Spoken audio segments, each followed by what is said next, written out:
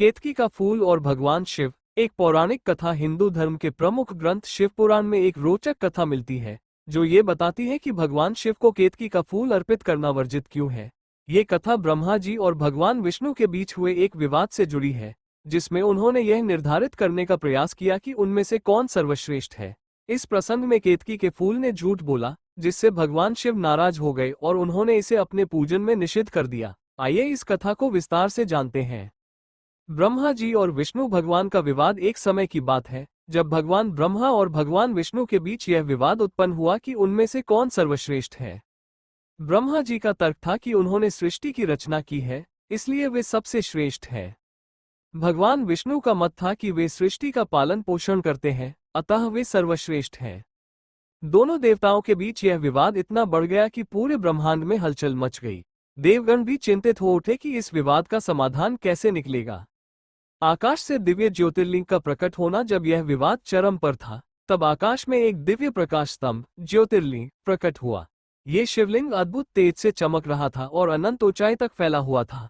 तभी एक आकाशवाणी हुई, जो इस ज्योतिर्लिंग के छोर सिरा को पहले खोज निकालेगा, वही सबसे श्रेष्ठ होगा। ब्रह्मा जी और विष्णु भगवान ने इस चुनौती को स्वीकार कर लिया। विष्णु भगवान का प्रयास। भगवान विष्णु ने ये सोचकर कि शिवलिंग का आधार खोजकर सत्य को जानना ही उचित होगा, वराह शुक का रूप धारण किया और शिवलिंग के नीचे की ओर जाने लगे। वे गहरे और गहरे नीचे उतरे, परंतु उन्हें शिवलिंग का कोई अंत नहीं मिला। उन्होंने हजारों वर्षों तक प्रयास किया, परंतु जब कोई परिणाम नहीं निकला तो उन्होंने हार मान ली और ऊपर लौट आए। ब्रह्मा जी का छल दूसरी ओर। ब्रह्मा जी ने ये सोचकर कि ऊपर की ओर जाकर शिवलिंग का छोर प्राप्त किया जा सकता है, हंस का रूप धारण किया और शिवलिंग के ऊपरी भाग की ओर उड़ चले। वे भी हजारों वर्षों तक उड़ते रहे, लेकिन शिवलिंग का छोर नहीं मिला। तभी उनकी दृष्टि केतकी के एक फूल पर पड़ी, जो शिवलिंग से गिरकर नीचे आ रहा था। ये फूल अत्यंत सुगंधित था। ब्रह्मा जी ने उससे पूछा, हे केतकी, क्या तुम इस ज्योतिर्लिंग के ऊपरी सिरे से आ रही हो? केतकी के फूल ने उत्तर दिया, हाँ, मैं बहुत ऊंचाई से आ रहा हूँ, परंतु मैं भी इसका छोर नहीं देख सका। ब्रह्मा जी ने तब एक कपट भरी योजना बनाई। उन्होंने केतकी के फूल से कहा, तुम मेरे साथ चलकर भगवान शिव को ये साक्ष्य दो कि मैंने इस ज्योतिर्लिंग का छोर देख लिया है।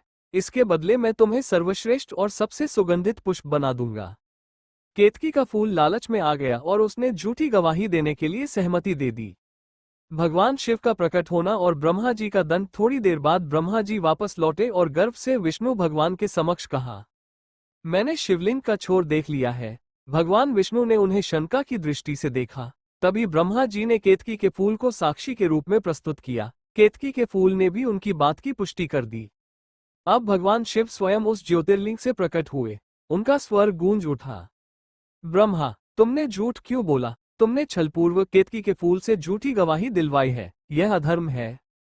भगवान शिव अत्यंत क्रोधित हुए और उन्होंने ब्रह्मा जी को श्राप दिया, आज के बाद पृथ्वी पर तुम्हारी पूजा नहीं होगी। इसके साथ ही उन्होंने केतकी के फूल को भी श्राप दिया, झूठ बोलने के कारण अब से तुम मेरे किसी भी पूजन में स्वीकार नहीं किए जाओगे। तुम्हारी सुगंध कितनी भी मधुर क्यों न हो, तुम कभी भी मेरे चरणों में नहीं चढ़ पाओगे। इस कथा से प्राप्त सीख। 1. अहंकार का नाश निश्चित है। ब्रह्मा जी और विष्णु भगवान के अहंकार को भगवान शिव ने शांत किया। 2. धोखा और छल से सत्य को छिपाया नहीं जा सकता। ब्रह्मा जी का छल सामने आ ही गया। 3. झूठ का साथ देने वाला भी दोषी होता है। केतकी के फूल को भी अपने झूठ की सजा मिली। 4. भगवान शिव सत्य और न्याय के प्रतीक हैं। उन्होंने सत्य की रक्षा के लिए कठोर निर्णय लिया। हर हर महादेव। ये कथा आपको कैसी लगी कमेंट में अवश्य बताना। चैनल को लाइक सब्सक्राइब कर देना।